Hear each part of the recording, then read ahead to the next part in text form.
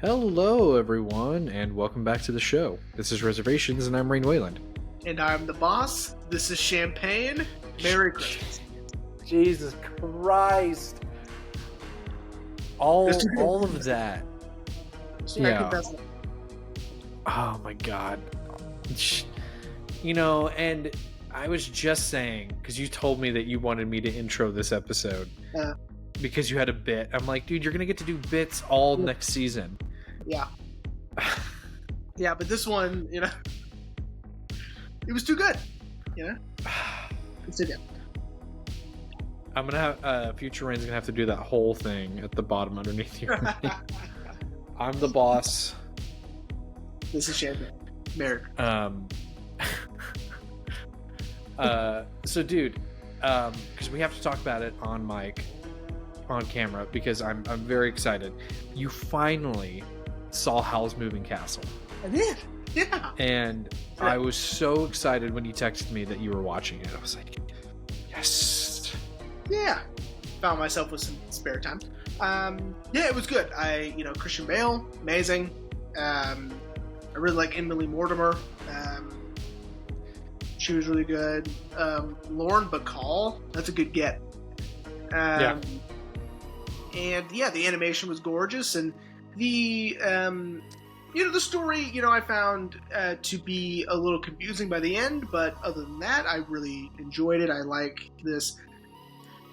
I like that there's sort of like Miyazaki films so far, the ones I've seen, are more like fairy tale fantasies more than they are like what I deem to be anime, Yeah. Like, to me, that's different. These are more like original, fantastical fairy tales, fantasy type stuff. So, but I can get behind that. That's fine. And it was great. I enjoyed it. Yeah. Well, and I was thinking about it after I had told you about like what the story, especially towards the end, kind of means. I was thinking about it, and I think it's because there was probably a lot of context from the book, because it is a book, that had to get cut or rushed, especially for the end. That's what I just assume. I've wanted to read the book, especially because I know it is a book. I thought it was an original idea that Miyazaki came up with, and then Ashley and I were rewatching it, I think a couple of years ago, and I was like, man, why is this so good? And I paid attention to the opening credits, and then I saw, based on, I was like, oh, it's a book. And they've had it at Barnes and Noble. I just can't work up the courage to buy it. Interesting. Does it have pictures, or is it is it a novel? It's a novel, but I believe it's technically a children's novel. Yeah. Because it's over in their kind of kids section. Oh. Let me see. It's What's the country of origin? Is it Japan? Welsh. So it's a British, children's fantasy novel. I'm sure they animated so much because a lot of that stuff is just Miyazaki. Because there are elements in it, characters, little quirky things in there that remind me of like Spirited Away, like the little dust mite things in Spirited Away, like stuff like that. Like there's little things in Howl's Moving Castle that is like, that's just Miyazaki. I don't think that has anything to do with the source material. Like the dog, that's just me. I don't think that's real. Yeah. Well, and it also explains why the setting is a nondescript European town. I think that's the other thing too, is for Miyazaki to kind of bridge every audience that way, But yeah, man, it's as I told you, it's one of my favorites of his. I mean, clearly, I think Spirited Away is. I mean, we wouldn't have most of these films if it wasn't for Spirited Away, but I still need to see The Boy and the Heron. Maybe the Boar and the Heron will knock off Howl's Moving Castle. One more thing about Studio Ghibli. I never knew this. I truly never knew this. And you're going to judge me, not for knowing this, but how I found this information out. So, as we've spoken about on camera, Ashley and I have been to Disney quite a bit. Mhm. And there's this app that they made to be used in and outside of the parks. It's called the Disney Play app. Not sponsored, by the way. That'd be fucking cool if it was, though. No. I was literally telling Haley while you were changing Maya, I would love to get paid just to go to Disney. Yeah. Anyway, Disney Play app. Well, we learned within it they have like a trivia game, and Ashley loves trivia, and you can play it anywhere. You don't have to be at the park, and it just you have the different categories, you know, character trivia, movie trivia, and we were sitting on the couch the other day, and I got a notification from the app that they were like, "Oh, we have Valentine's Day trivia," you know. Oh. And Ashley goes, "Well, like, which category do we have the lowest score in?" And it was film and TV, and mainly because we just hadn't done it. Oh. And I was like, "Do you want to do that?" And she's like, "Yeah, sure." And one of the questions was about Studio Ghibli, and it asked who founded it. And of course, it has a multiple choice answer. And I'm like, I really don't know. And of course, Hayao Miyazaki was on there. That was the only name I recognized. I was like, I mean, obviously, he's one of their directors and one of their writers, but I don't know if he founded it. And he did. The answer was he founded it. And which is insane to me that he's the reason we have Studio Ghibli. And I really... It makes sense because he is like the standout creator of the studio. Yeah. I mean, yes, of course, there's other directors there, you know. You've told me to watch, which the one, the Fireflies one? Oh, yes. Grave of the Fireflies. Yeah. And then someone got me for Christmas, like a white elephant exchange when I worked at Best Buy, from Up on Poppy Hill, which I've also heard is really good. But yeah, I was just kind of blown away. And Ashley was like, well, I mean, it makes, like yourself, she's like, well, I mean, it makes sense, you know? Yeah. I'm like, I wouldn't have assumed that he was the one who founded it. It seems super obvious, but you're like, maybe that's the trick, you know? Yeah. Yeah. Maybe it's not. Yeah. Yeah. Like I said, I had a feeling you may have judged me of how I learned the information, but people learn it. I mean, it's trivia. Yeah. Well, speaking of learning, so Jeremy, would you like to tell everyone how we are continuing our One and Done series? Yes. So this week we are continuing our end of season series, discussing filmmakers that only made one movie in their career, directing mainly. And this week we are discussing Dalton Trumbo's Johnny Got His Gun. So, I have a question for you. Uh-huh. To the best of your knowledge, when do you remember seeing this movie? It wasn't that long ago. It was... Let's see, that's a good question. I was probably living in Lubbock, probably, I'd like to think. Or maybe it was after that. Gosh, I don't remember now. Fuck. I remember seeing the still image of the three surgeons, and thinking that looks really eerie, you know, and you know, looking some stuff up about it. It's an anti-war film. It's surreal. It's super weird. It's Metallica used it for their music video one. And I was like, oh, okay. And somehow I found it. I probably, because I'm a maniac, I probably just bought the DVD. I probably just ordered it on Amazon first. And because they also said it was hard to find. And so that's all you need to tell me. And then I'm like, well, okay. So I found it for relatively cheap. I mean, it was less than $20, I'm sure. And yeah, you know what? Now that I'm thinking about it, I was in Midland, but I don't because I remember I watched it at my mom's house. I think it was house sitting for her while she was out of town, because I remember watching it on her TV and Okay. thinking, God, this movie is weird. Like, I, I'm glad that like, mom's not here because she would be judging me or, not understanding it or just tell me to turn it off.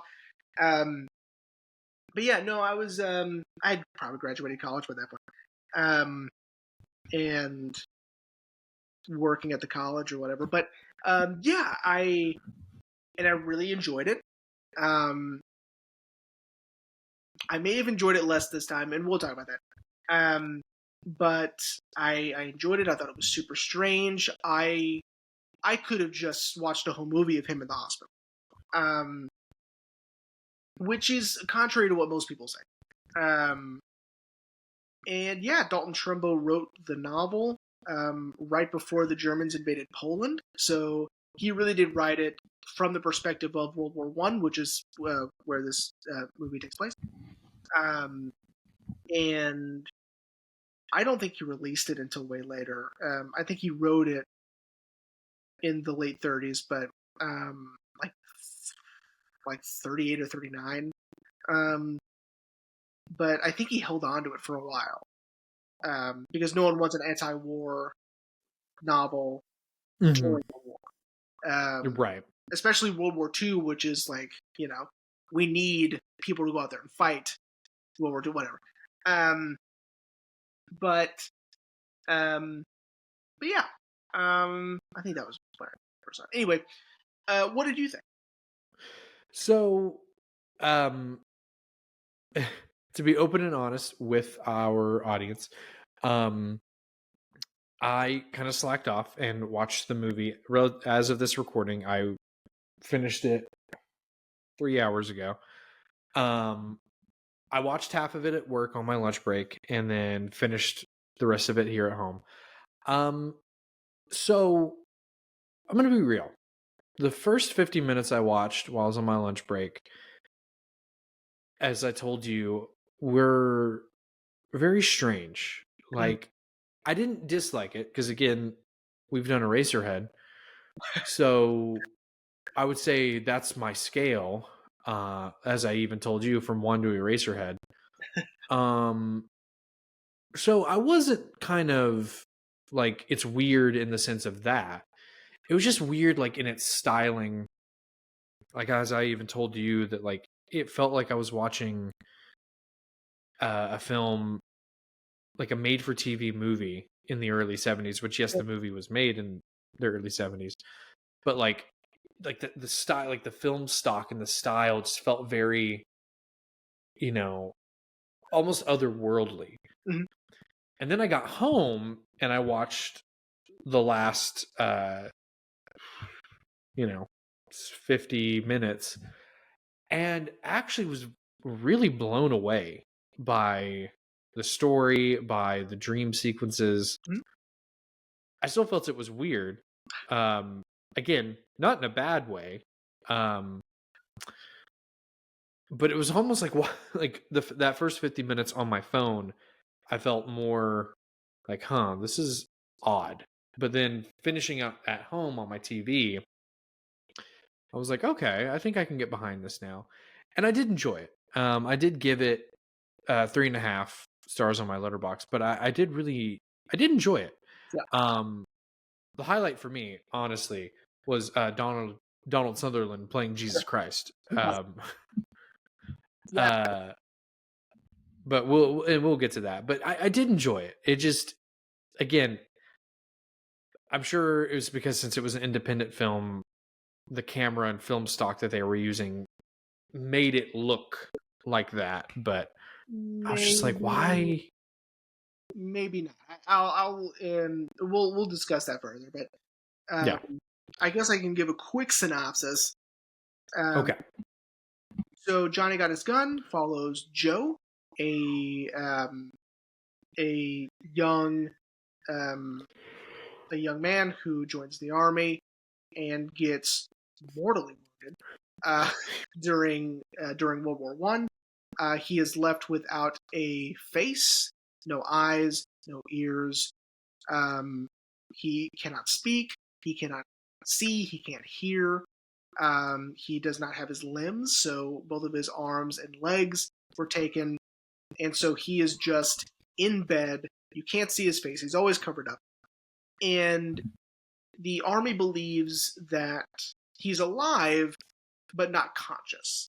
So they keep him alive, basically for just experimental, observational purposes. Mhm. And it turns out that not only is he alive, but he is conscious. Um, he is fully aware of what is going on within reason. He can feel the vibrations of people in the room as they walk. Um, he can feel anything they do to him. He has a hard time distinguishing between awake, asleep, um, dreams, his hallucinations, and the movie follows him in flashback.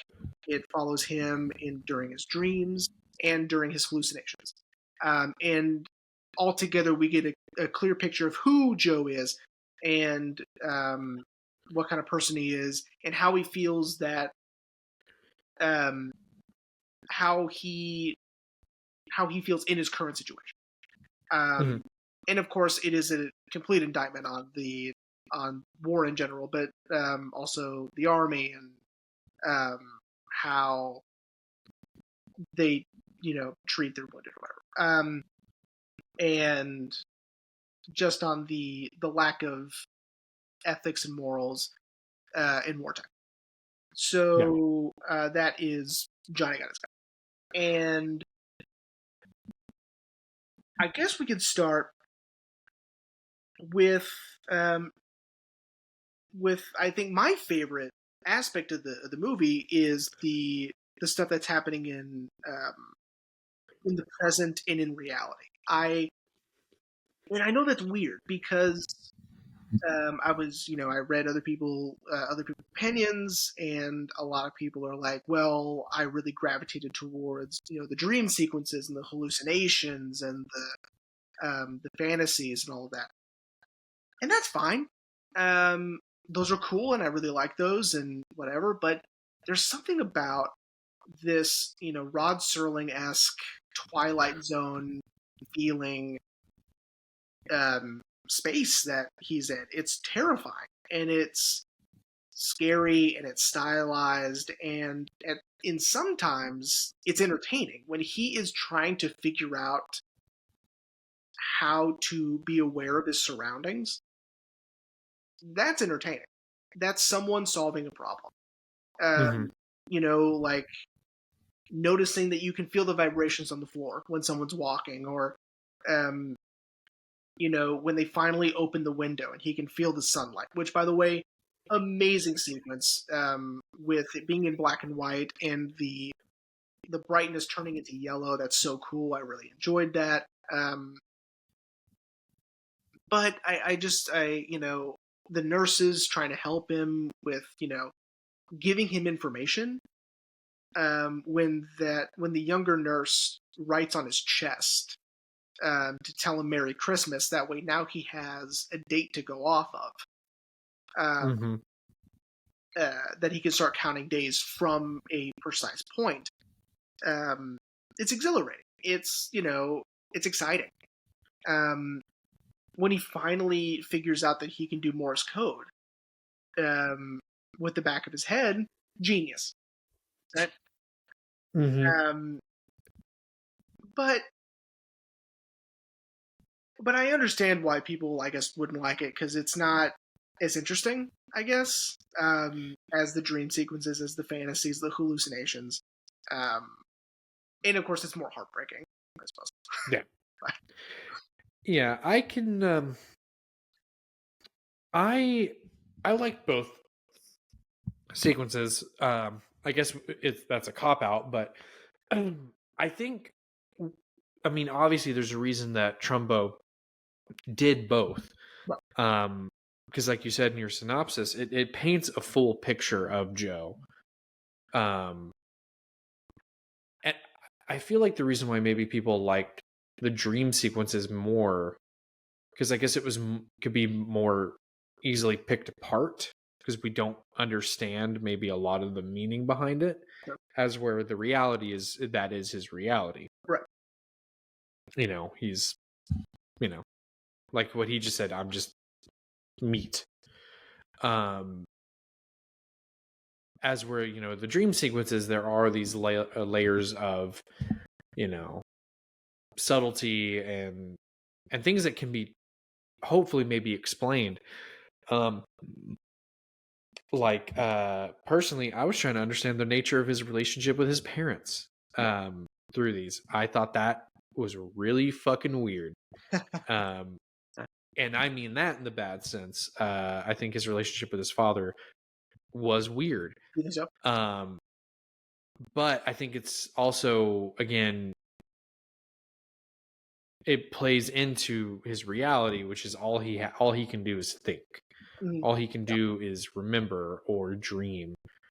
And but I guess I could see again why people would gravitate more to the dream sequences than to the reality, because like I just said, again, the reality is that. Right. But yeah, but I did enjoy like him trying to kind of piece together what was happening, and trying to kind of not let his anxieties run wild because he didn't understand what was happening. Like when he thought there was a rat on him, and Yeah. it wasn't a rat, but he's trying to make sense because all he can do is feel. Yeah. That's all he can do. So I really enjoyed that of him, like you just said, trying to solve a problem, trying to understand his new predicament. It kind of reminded me a lot of not a movie example, a real life example. My grandfather got his the tip of his finger, his index finger, removed a couple of years back. He used to work for Honeywell air conditioning company, and his finger got caught in one of the units and it had to be amputated. Oof. So his index finger is about, I'm trying to do it, it's essentially like that now. And so he's got this little nub, and he had to go to physical therapy to learn how to still use the finger even though he doesn't have the tip of his finger anymore. Yeah. And like one of his exercises was he needed to pick up rice with the index finger. So yeah, that's what it kind of reminded me of Joe, trying to essentially relearn everything. Yeah. And Also, again, the only thing he can do is feel. well, also the amount of time that he's there is, I mean, it's also depressing, and I guess maybe that's why I like it, because it feels like a Twilight Zone episode. It feels like something that would be right on that show, and those are never pleasant, and yet it's probably my favorite show of all time is the Twilight Zone, and it just felt like that, and not only because of the cinematography, because it's in black and white, but because of the situation he's in, and it's so fantastical and so you can't comprehend, being in that situation. I mean, it's so horrible. And of course, just being conscious throughout is horrifying, and it's claustrophobic, and it's terrible. But I do like that we get hints of what is and what isn't. Even when the rat was on him, that was in color. And so it's still very dark and very dim and very muted in the color palette, but it's still in color. And so you knew, okay, this is a fantasy. This is a hallucination because it's not in black and white. And he's just got to get a grip because he can't start using his mind now. That's, what I mean? But, then when we get to the dream sequences and the hallucinations and fantasies, they're fascinating.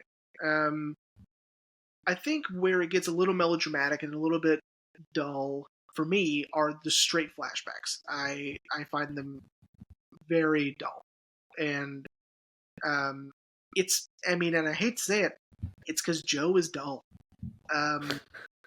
Joe is too he's too squeaky clean, he's too polite, he's too kind, he's too perfect, therefore he's boring. Because Okay. like like there's no conflict. Like Joe is just like he's almost like a blank slate. Um these terrible things are happening to him, and of course he's in these very surreal situations within these dream sequences. Um but Joe, in my opinion, like if you were to watch this thing in chronological order, the first 30 minutes you would just fast forward through, because it's just this kid who's just really sweet and really kind, and oh geez, Dad, I lost your fishing pole. I'm so sorry, and oh geez, gal, I gotta go off to war. Uh, it would only get interesting whenever um, it's his last night, and I think that would and the girl's dad shows up and tells him to get in the bedroom. Like that was odd, right? That was bizarre. Yeah. And that's when it started sort of getting kind of weird. Was that's first off, I didn't know where they were, and so I kind of thought they might have been outside. Mm-hmm. And because of the glow of the window, I guess kind of looked like moonlight to me. So I was like, maybe they're outside, maybe they're in the back of his truck or something. And then they ended up being inside. I was like, oh, that's kind of cool. And then of course the dad being super cool with him, going to the bedroom. That was whatever. That was so bizarre. And then of course after that became again melodramatic and very earnest and and boring, honestly. I can see what you mean about his dad, because him and his dad have this weird relationship where his dad is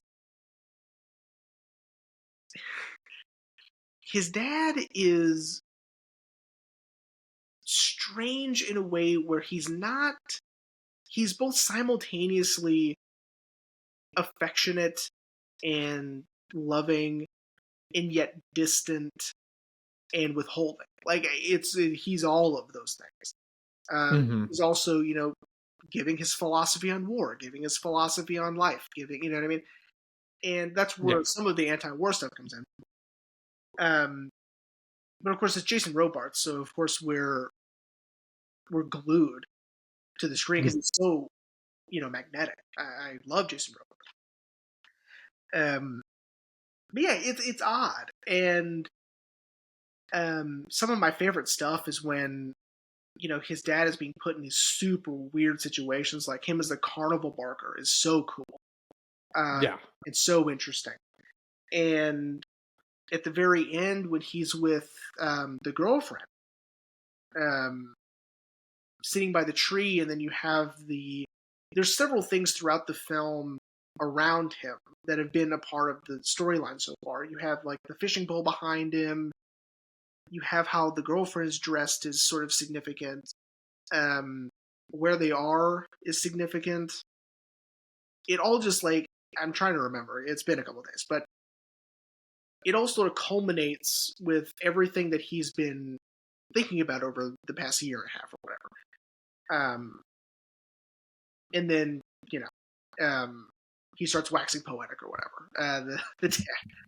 And it's fascinating. It's really interesting. Yeah. I could see what you're saying about the actual flashbacks a bit being boring, like getting the call that I'm assuming that was the call that his dad was dying. Uh-huh. And yeah, that whole scene with Corrine and her dad being like, get in the bedroom. Yeah. And then like, she's not a whore. Like, I'm like, it's just kind of like, well, I mean, you're kind of making it seem like she is one, because you're letting me go in there. But It's his last night before war, right? uh, I mean, I guess. Um, but yeah, no, I can see what you're saying about the straight flashbacks being a little boring. Um, and I guess sitting here thinking about it, I guess the reason why Joe is so boring is maybe that was Trumbo's way of being like, people transpose, not transposing, Projecting themselves on for correct, for sure. yeah, He's because never like you gonna- said, yeah, yeah, because like you said, he's a blank slate, so he could be anyone, right. and I just found Joe just kind of socially awkward, especially in his dreams. It seems like uh he kind of doesn't even know what he wants. um I especially love, I kind of chuckled a little bit to myself, uh of Jesus telling him to get out of here because he brings bad luck. When Jesus is trying to help him with this problem, Yeah. and he's like, like, well, I've got no eyes. Oh, well, you got no eyes. Well, that makes a problem. Okay, like, well, be sure you do this. He's like, well, I've got no arms. And Yeah. Jesus is just like, all right, you got to go, kid. You're bringing Brad. Like, that kind of made me laugh. But I feel like the dream sequences kind of show Joe maybe a little bit more, less of a blank slate and more of a whole person. Mhm. Because especially when it got to the whole dream sequence where he's trying to tell Kareen, like, you can live here with me, like, you'll never age, you'll never, you never have to experience time. It kind of painted him as, in my eyes at least, kind of a hopeless romantic. Mhm. Because even his dream seemed like, his dream Kareen had seemed like she moved on from him, but he still was like, no, no, no, no, no, like very much like, I went to war for you, and now we can be together forever, kind of. Does that make sense? Yeah, that makes sense. Yeah. I am obsessed with the Jesus sequences. So I'm gonna be honest, I didn't realize that's who that was supposed to be. Uh-huh.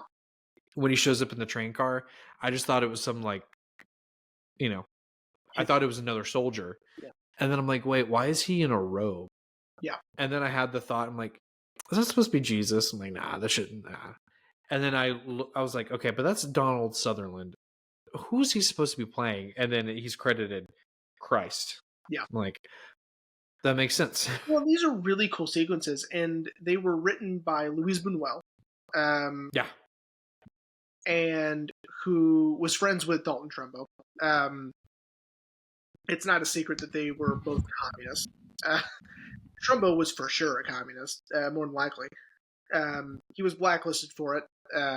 We talked about that a little bit at the end of last week's episode. And I guess they probably bonded over that, but also in writing and in filmmaking. But you can totally see the influence of Buñuel, especially with the concept of these soldiers discussing their known mortality. They know when they're going to die. And they're discussing with Jesus how and when, and that's why we're all in this car together. We're all going to die in war, and this is how he's going to die. This is how I'm going to die, and that's how he's going to die. And it's so weird that Joe is here because he's not going to die. Yeah. And I love how in most of these dream sequences, Joe is an observer. He's not an active participant, which is how a lot of dreams go. You're not participating necessarily. You're observing. You're watching. You're seeing what's going on around you. And I like that Joe is put in that situation quite a bit in these sequences. But with hippie Jesus there, and he's in the one you were discussing, the where Joe is just desperately trying to find an answer to his situation, and like, how can I communicate? How can I let people know what's going on in my head? And Jesus just giving all of these suggestions, and of course they're all getting shot down because the situation is much worse than Jesus is expecting. And that's because Joe doesn't have the answer. So how can he fantasize about one? Right. It's, I don't know if they meant it this way, um, but it's sort of like there's this joke, and it's got layers. Okay, so I'm gonna tell you the joke. Okay. Okay, so a Holocaust survivor dies. He's in his He's in his 90s. And he goes to heaven. Okay. Okay. And Jesus is there. No, God is there, and meets him at the gates. And they're chit chatting, and the guy tells a Holocaust joke. Okay, and he's laughing, and Yeah. God doesn't laugh. He goes, "Hey, man, that's not funny." And the guy just kind of looks at him and goes, "I guess you had to be there." So, which has layers, because number one, that's funny. Number two is God wasn't there at the Holocaust, right? That's the implication, is that he wasn't there. So I don't know if Trumbo is trying to say, like, Jesus doesn't have the answer because he wasn't there to see it, or he wasn't there to understand Joe's situation, because God, Christ, they aren't present during wartime. Because it's so horrific that there's no way they would be there. And so I'm wondering if that was sort of the implication of Christ not being able to give him an answer. Not only is it, the logical case, which is Joe doesn't have the answer, therefore his subconscious doesn't either. But but neither would Jesus in reality. He wouldn't understand. He doesn't get it because he wasn't there. Perhaps that was the implication. Yeah, well, I mean, that makes sense. Now that you've said it, I feel like personally I'm leaning more towards, that Joe didn't have the answer, so why would his dream have the answer? Yeah. It's a real Remy and Gaston situation, where even Gaston recognizes that he's a manifestation of Remy's subconscious, for all of our Ratatouille fans out there. But I like that Joe doesn't know, so why would his subconscious know? He's just trying to work through, like, the situation, one thing at a time. Like, can I do this? No. What about this? No. How about this? No. It's the poor guy just doesn't have any, until he finally comes up with Morse code, which takes like a year. Yeah. And maybe longer. Like, I noticed this go around. I didn't notice it the first time, but I noticed the surgeon who was on crutches at the very beginning. When he comes back at the end of the film, his hair is white, which it was brown at the beginning of the film. And so it's like, oh man, like, maybe it's been more than just a year and a half. Yeah. Maybe it's been several years, and he just doesn't know, because even Joe is like, I don't know how long it's been since I started counting, like, or before I started counting, because, like, he only started counting when they opened the window. Yeah. God knows how long he was there before someone decided to do that. And since he doesn't know, we don't know, and we can only guess. I think that, of course, this change of the actor's appearance is deliberate, and I think that it's meant to symbolize, hey, he's been here longer than he thinks, and it's been several years. Which I agree. Which, thinking about it, is horrifying. Yeah. And I really like, especially when Joe starts counting, that we don't even get the visualization of what he's saying to himself. Like, all right, now put a blackboard in your mind. Okay. Right, right. Now when that, you know, so we, even the audience, we don't know, well, how much time has truly passed. I mean, obviously enough time to pass, for him to get a new nurse. Yeah. And, but yeah, yeah, I think it is meant to be intentional, meant to show time has passed significantly. I would say, since that character was definitely already kind of old to begin with, I would say it's been, personally, 10, 15 years. You think 10 or 15? That's a long time. Yeah. That's a very long time. I mean, now granted, it is wartime, so his hair could have turned white from the stress. So it may have only been 2 years, 2, 5? I don't know. I would say 5 at the most, but I also don't know. Like, Yeah. well, I don't know if we're supposed to. I mean, you would think we are because of that change. I mean, I, wouldn't do it just for no reason. yeah, I think, I agree with you. I think it was deliberate. I don't think we're meant to know that how much time has passed, but I think we're meant to know time has passed. More time than Joe even realizes. Yeah. And I think that's all we're meant to know.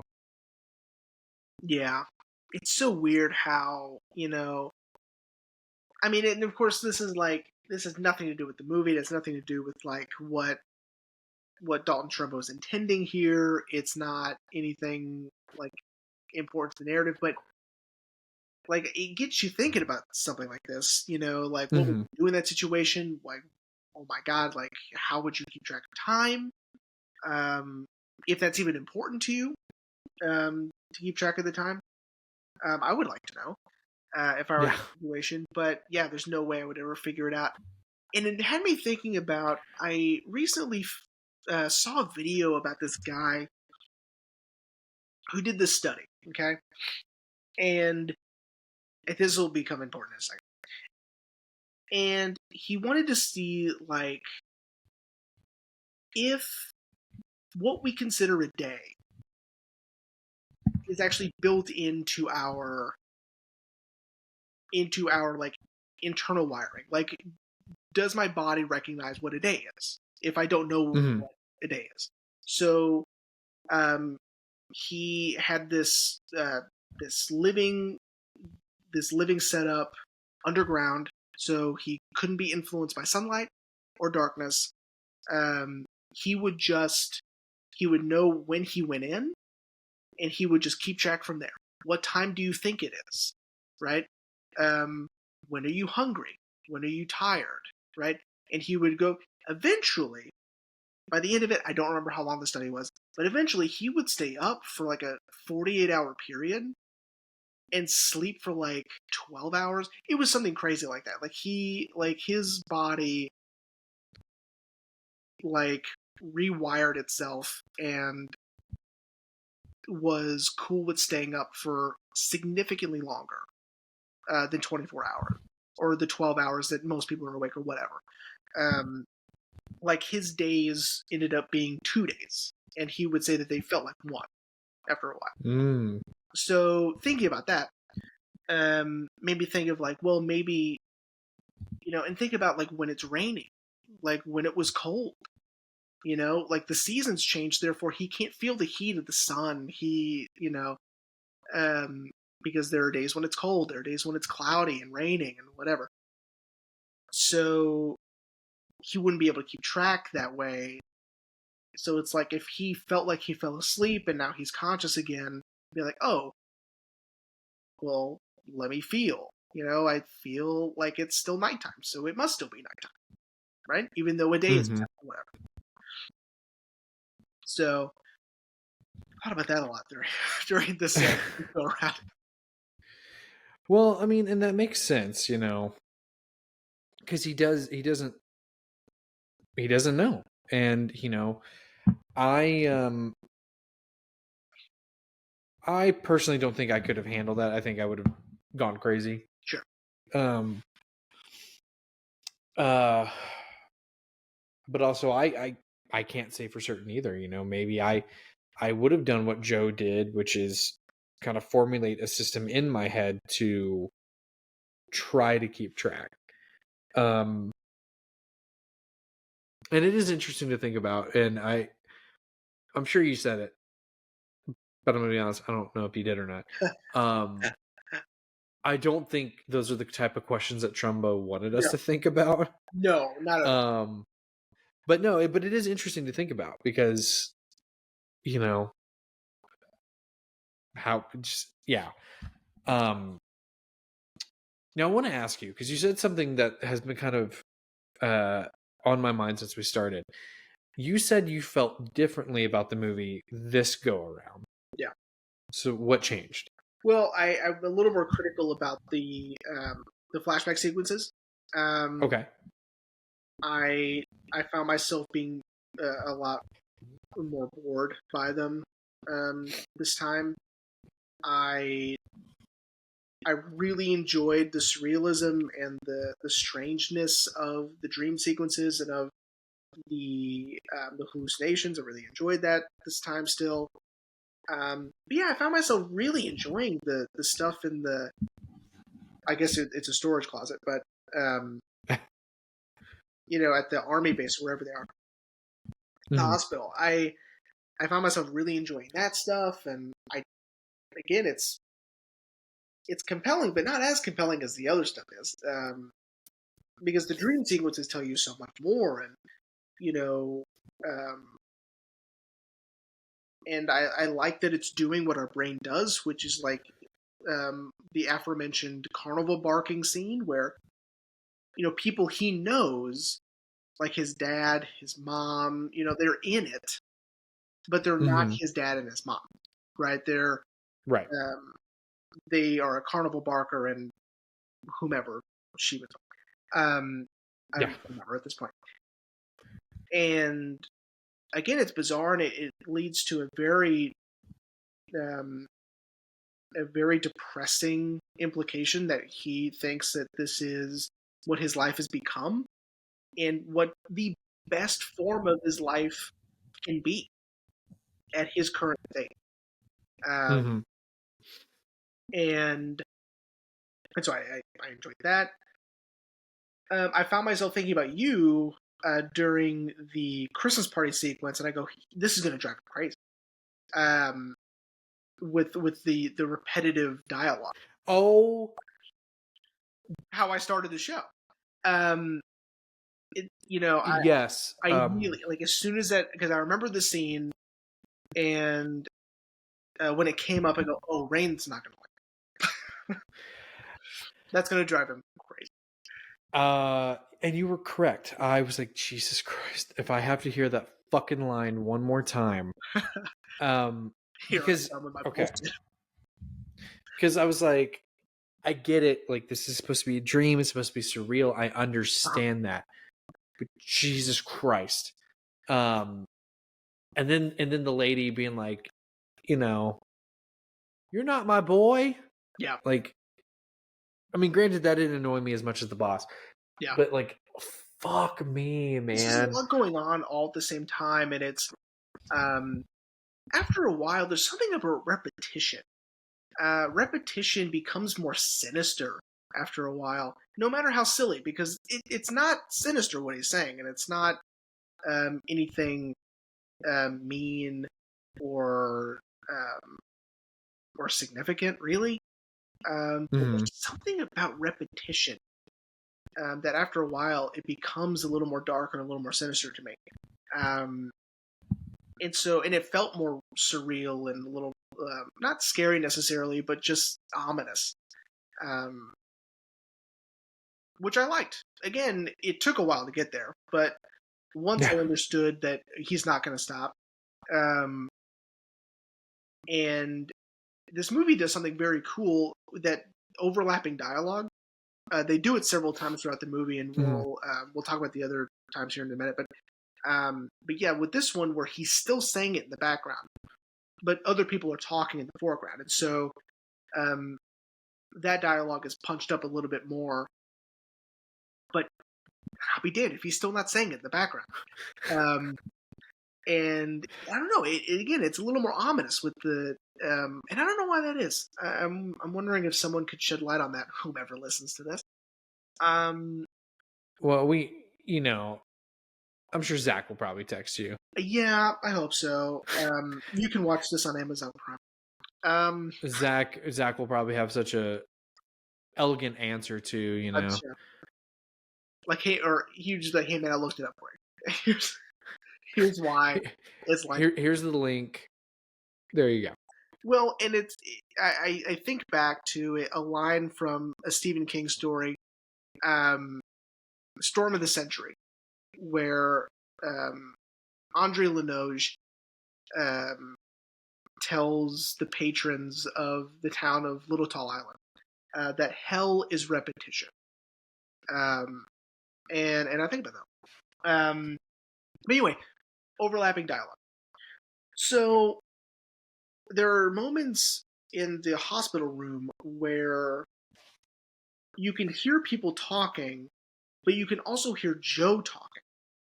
And Joe is, of course, doing his inner monologue. He is speaking because he can't hear them, and they can't hear him. And they're talking at the same time. They're essentially talking about the same thing, or they're trying to figure out a similar problem, but neither can hear the other.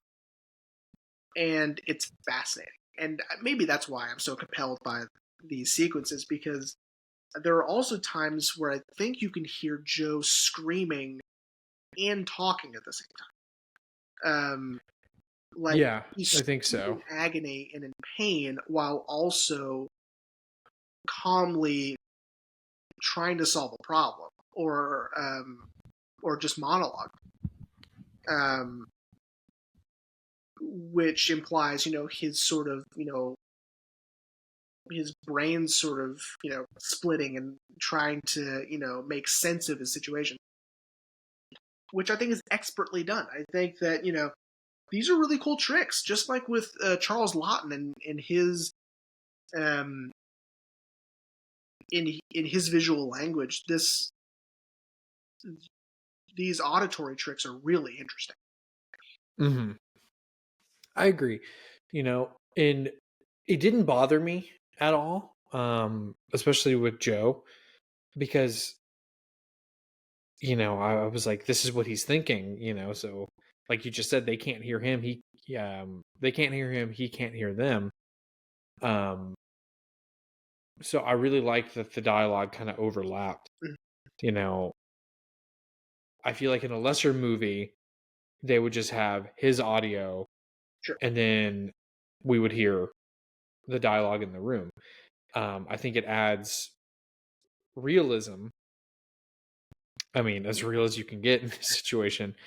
But it does add realism because, your inner monologue may overlap with what in this case, Joe can't hear, but, your inner monologue overlapping what you're taking in. So to me, it was more realistic to overlap the dialogue. And because we also, like you said, we kind of need to hear what Joe's thinking at the same time, too. Yeah. And overlap, I feel like it's hard. I need to understand that that's not easy to achieve theatrically. Yeah, because I feel like it would have just been boring if we didn't hear his inner monologue during those sequences. Yeah. He doesn't know they're there, or he does know that they're there, but he doesn't know what they're doing. Yeah, and they don't know that he is fully conscious. Right. Now I want to bring up, because I feel like we're getting close to the wrap up. Yeah. I want to talk about the ending, sure, and how fascinating that turn is.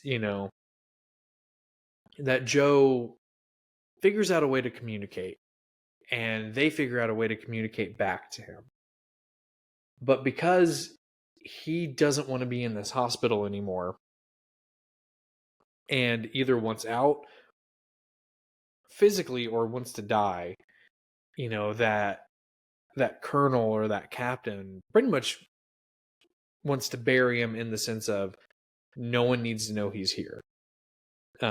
We'll keep him alive until he dies, but don't speak of this to anyone. Yeah. Don't do anything. Like, as far as you know, he doesn't exist. And I just find that interesting because, again, the anti-war sentiment, as we were talking about at work, is very overt. It's not subtle at all, which I appreciate. Yeah. You know, it's not like at the end of the movie they reveal, oh, hey, war is bad. Trumbo's been telling us the whole film, war's awful. But this is where we get into his view of the military complex, especially that of soldiers and generals and keeping secrets. Because I think they were willing to maybe make him comfortable. Well, I mean, the colonel says so, like, to tell him we'll make him as comfortable as we can. But I think even that was a play, because he knew that the colonel who diagnosed him as essentially a vegetable, kind of was like, you fucked up, man. He's still alive. Like, you were so for sure that he essentially wasn't going to come out of this, and now we're fucked. Yeah. And I just find that very interesting, and also very kind of sad that Joe isn't going to get the peace that he wants, Right. Death, or getting to live what little life he has the way he wants, Mm-hmm. And it's such kind of a downer to end this movie on. But then again, you got to end an anti-war film somehow. Yeah. Same way of how when we did Come and See, Yeah, what's interesting about Come and See is that, it's an anti-war film, obviously, very effective. It's one of the few that's really effective while showing you the war, right? A lot of times it's really hard to do both. It's hard to be anti-war and then just show you the war, Yeah. This one is more of an aftermath. It's the aftermath of war. So we're not really in it. We have flashback of him, trying to bury that corpse that, that lieutenant or whatever hates the smell of, and so he needs to get rid of it. And then getting hit by that shell. And so we see little bits like that, but really we're not really in the war at all.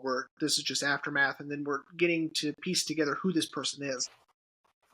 But it's really just like using Joe's experience, which is horrific in the worst case scenario, basically, as sort of, painting a broad picture of, this is how war leaves soldiers all the time. Like, this is worst case scenario, but in general, like, people don't make it out much better than this. And this is what war leaves people as. This is what war ends up being. This is what the end result is. Instead of showing you the actual war itself, which is scary, but this is also very scary. And you're right, with this whole, like, he wants everyone to know about his situation. He wants people to know that he's conscious and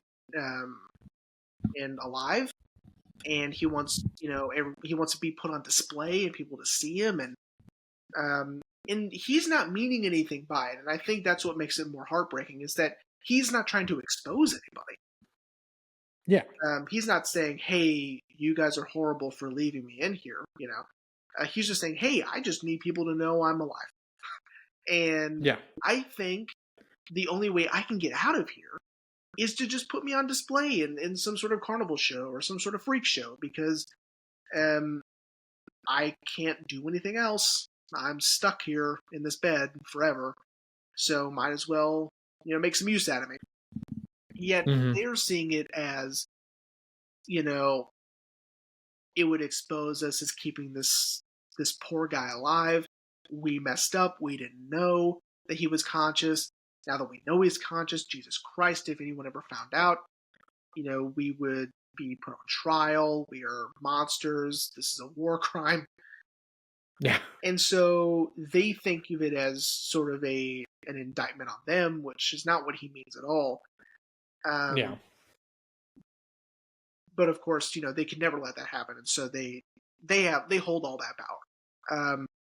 Just when you think he's going to get out of it, that guy comes and takes the clamp off of his breathing tube, and that's it.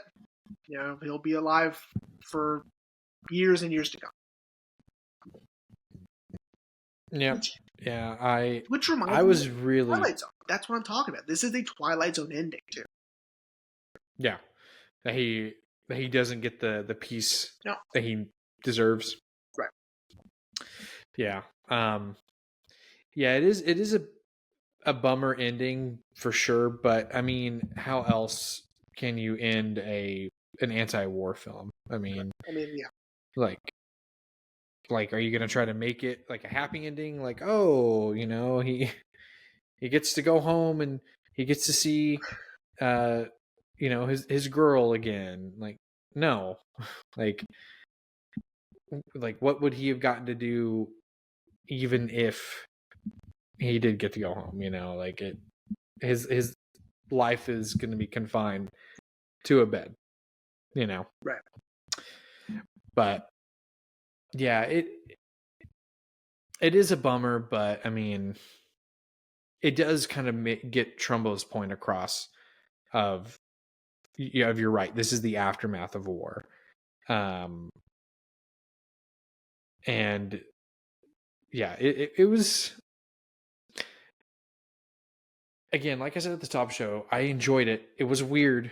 But I think the message was very clear, I think Trumbo really kind of nailed it.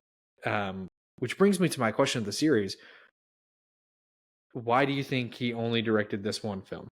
It's a good question. I don't know, because he wrote other films after this. He wrote Papillon with Dustin Hoffman and Steve McQueen, sort of a prison movie. But he didn't really write much after that. It's weird because Trumbo's life and his career is a lot more interesting than the movies he wrote, kind of. He was more of a writer for hire. He's a studio writer. So, I mean, if a studio needed a movie written, they had this idea or they have source material or whatever, he was just one that came in and just wrote a screenplay for it. Like he wrote Spartacus, for instance. And he wrote Roman Holiday and, whatever. So, I don't know. I don't think people liked this movie when it came out. I think people sort of it's similar to Charles Lawton. I think people just didn't get it, or not didn't get it, but maybe thought that it was too bizarre, too strange, too, I don't know, just not getting to the point. Or sort of skirting around the point, or sort of artistically, too much of ambiguousness or too much analogy or whatever.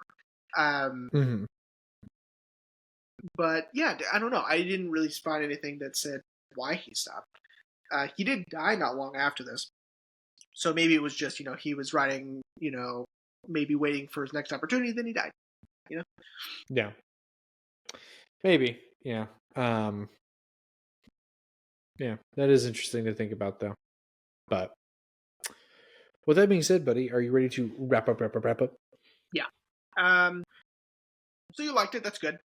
Yeah. Yeah. I'm not going to lie, I was worried I was going to hate it. Yeah. Especially as the story was progressing. I'm like, oh my God, dude. Which also made me think, I was like, there's been a while since Jeremy and I have been on disagreeing sides of a film. Yeah. But again, finishing the last essentially hour at home, I was just like, like, wow, I really did enjoy it. Yeah. Yeah, no, it's really good. I do enjoy it. I have obviously I don't love everything about it, but that's fine. Um, I think that the surreal stuff really works. I think um, some of the claustrophobic sort of putting ourselves in Joe's situation, I think that really works. All in all, I think it's great. Yeah, agreed. So, well, all right, buddy. Well, what are we continuing the series with next week? Well, next, And I'm going to be honest, I'm a little afraid. yeah, these next two um, are number one, they're foreign, so get ready to read, and Okay. they're also not like they're not going to be pleasant. Okay. I stumbled across this one several years ago. I found this line of Blu-rays called Cult Epics. Okay. And they had really weird stuff, right? They're more serial killer type stuff, and they're like German extremist sort of stuff, which I thought was really interesting. I don't remember how I heard about this movie. It wasn't because of that, although I ended up getting a whole bunch of stuff from that line because of this movie. And when I saw it, I heard it was sort of disturbing and like visceral and sort of real in a way.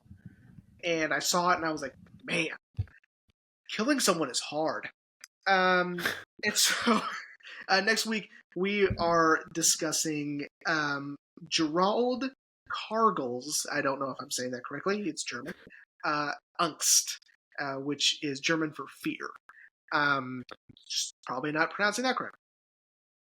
Well, I would assume it would be. I mean, as we were discussing last week when we started the series, I feel like angst would not be the thing to say.